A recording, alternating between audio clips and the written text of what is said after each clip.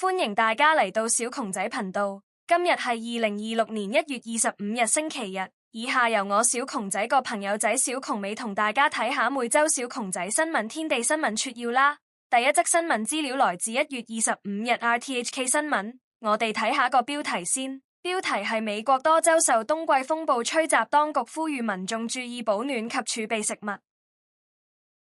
我哋又嚟睇下呢則新聞，來自1月23日星島頭條，標題係糖尿病併發冠心病手術難度極高，港大醫學院嶄新治療策略雙管齊下，心衰竭死亡風險大減。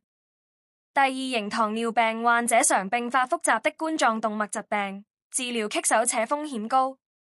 香港大學醫學院一項最新研究帶來喜訊，透過創新的冠脈造影技術結合新一代降血糖藥的互補策略，能為糖尿病患者築起雙重保護，將心血管事件風險及死亡率大幅降低10%。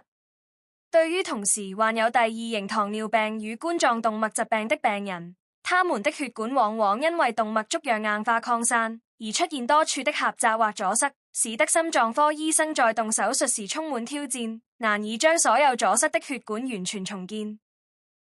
因為傳統評估方式的局限，一些表面看似輕微，實則嚴重影響血流的功能性阻塞可能會被忽略，導致大部分患者術後仍存在血管殘餘狹窄、未完全重建和持續缺血問題，增加長遠的心臟病風險。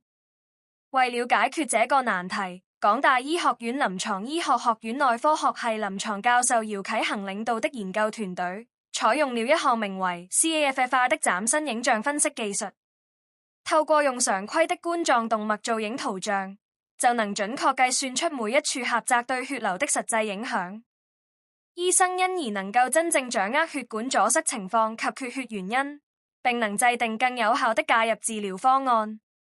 而對於病情複雜，無法完全打通所有血管的患者，則透過使用新型降血糖藥 SGLT2 抑制劑發揮強大的血管保護作用。大家對以上呢兩則新聞撮要有咩睇法呢？歡迎留言俾我，記得訂閱小窮仔頻道，下次見。